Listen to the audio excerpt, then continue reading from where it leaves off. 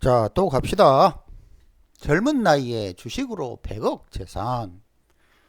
이런 사주를 보면 참 부럽지요.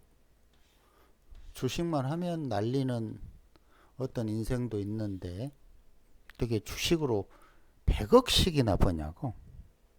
참 신기하죠. 아까 그 자월의 시공간에 대해서 설명을 했었죠. 그게 구조가 정미 그리고 임자. 그런데 요거는 갑자네요. 갑자. 임자냐, 갑자냐, 병자냐. 병자가 제일 편하다고 그랬죠. 그죠?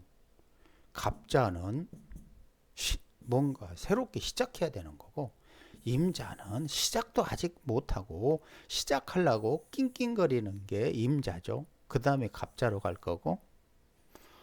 자, 그런데 다시 이제 동일한 원리에 의해서, 자, 자수에 병화가 있어야 되는데 없다.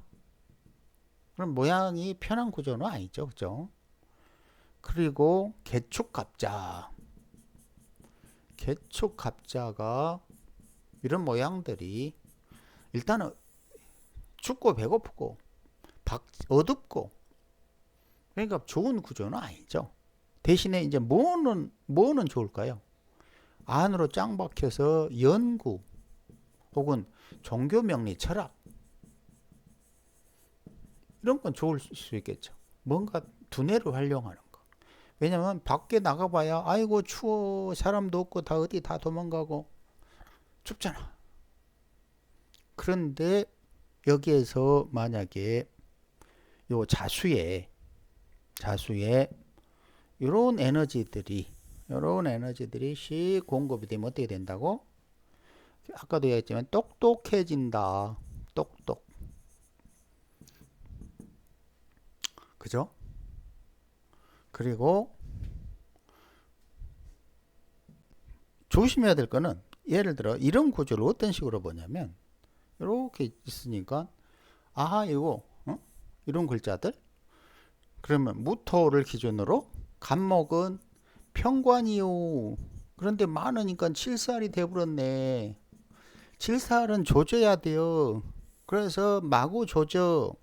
그래서 이런 걸 무슨 격이라고 하냐면 마구 조져격 이렇게 부르죠, 그죠? 그런데 그렇게 봐보면 안 된다고. 여기서 에너지 파동으로 보면 지금 마구 조적격은 십신 생각 작용에 불과해요. 극히 단순하다고. 이거를 착각하는 사람들은 어떻게 생각하냐면 아이고 이거 뭐 모터 반 죽게 생겼네. 반 죽게 생기기는 100억이래잖아. 이것도 사주 틀렸다고 할 거야?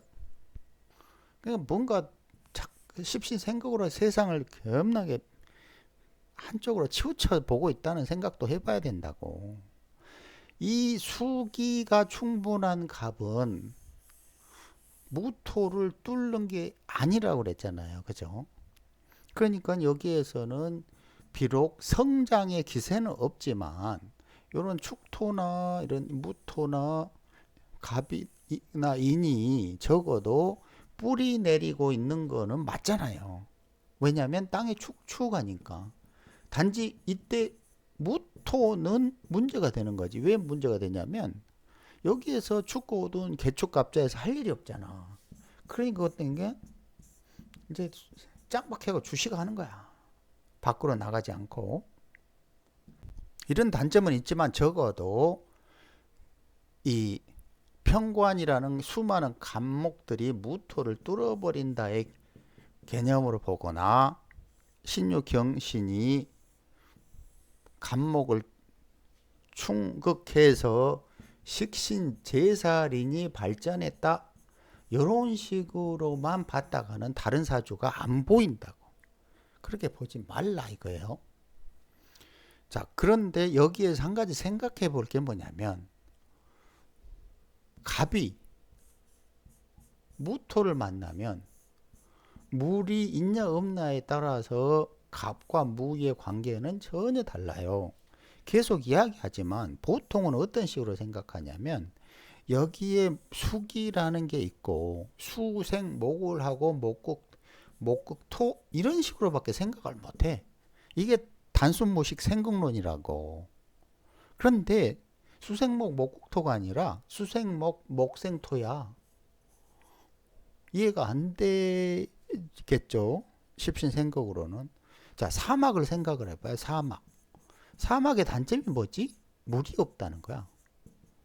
삼림의 장점이 뭐지? 물이 충분하다는 거야. 물이 충분하니까 갑이 무토에서 잘 자라잖아.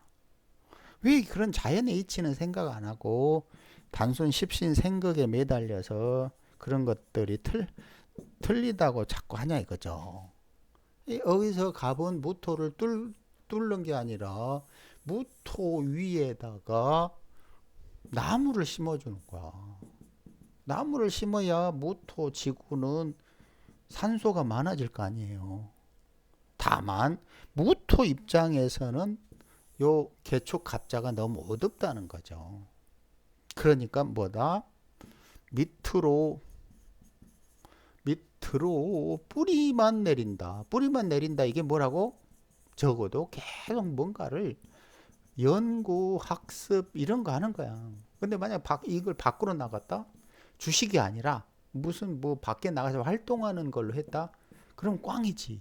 왜냐면 어둡잖아. 여기서 자월에 무슨 신유 경신으로 수확한다? 이 개념도 아니야. 수확할 수 없잖아. 뭘 어떻게 수확을 해? 뿌리 내리고 있는데. 아니 이 모양을 보면 뿌리라는 게 뿌리만 내리고 있지. 이게 아직 사계도에서 갑, 임, 기 밖으로 나와야 을게 뭐 이렇게 되잖아요. 근데 지금 몽땅 글자들이 요것만 읽고 있잖아. 여기 다 겨울이야, 겨울. 그러니 여기서 무슨 이거 경신 신유로 이 갑인을 수확해요 이런 말을 할 수가 없잖아요. 그죠? 어찌됐든 자 여기서 이제 한 가지 조심할 거는 뭐냐면 이 상황하고 가면 갈수록 시주로 가는 상황은 틀려요. 여기서 아까 이야기했지만 사막이냐 삼림이냐 요걸 따지는 기준점이 뭐라고? 수라고. 자 이쪽으로 이제 시주로 가면 갈수록 건조해지겠죠. 근데 하필 또 대운이 이렇게 가네. 그죠? 그럼 뭘 어떻게 만나냐면 무토가 시주 갑인을 상대하는 거야. 언제 45살이 이후가 46살 이후가 되면. 그런데 이미 대운은 기미로 들어왔네. 이제 게임이 복잡해져. 무토가 기미와 경쟁을 해야 되는 상황이 되고 그것보다 문제는 뭐냐면 기미가 들어오면 요 자수가 마르면서 갑인이 마른 땅인 무토를 어떻게 뚫어버린다야. 이거는 문제가 되겠죠. 그죠? 법적으로. 그럴 개연성을 갖고 있는 대운이 슬슬 들어오기 시작한다. 이렇게 봐야 되죠. 그런데 한 가지 또 잊지 말아야 될 거는 뭐냐면 가만히 생각을 해봐요. 이 사주에서 예를 들어서 토가 이렇게 많아. 하나, 둘. 여기에 갑이 있어. 여기에 무슨 무진이니 무술이니 뭐 갑진이니 뭐 기민이 이렇게 기축이니 뭐 이런 게 됐다 칩시다.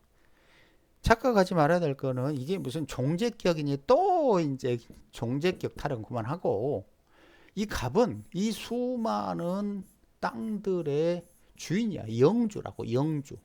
이건 부자사주야. 이런 게. 또 반대로 이 구조의 독특한 특징은 꼴은 뭐냐면 무토는 하나 두고 수많은 갑들이 무토 위에서 빽빽이 자라고 있어. 그러니까 이런 식으로 듬성듬성 자라는 게 아니라 빽빽이 자라고 있다고. 그 땅을 빌려주는 사람이 누구지? 요거야. 무토야. 근데 이제 기미대운이 와봐. 어떻게 되지? 이 나무들을 나눠야 돼. 이 나무들이 기미로도 가고 무토에 나물 놈 남고 이게 어떻게 되겠어?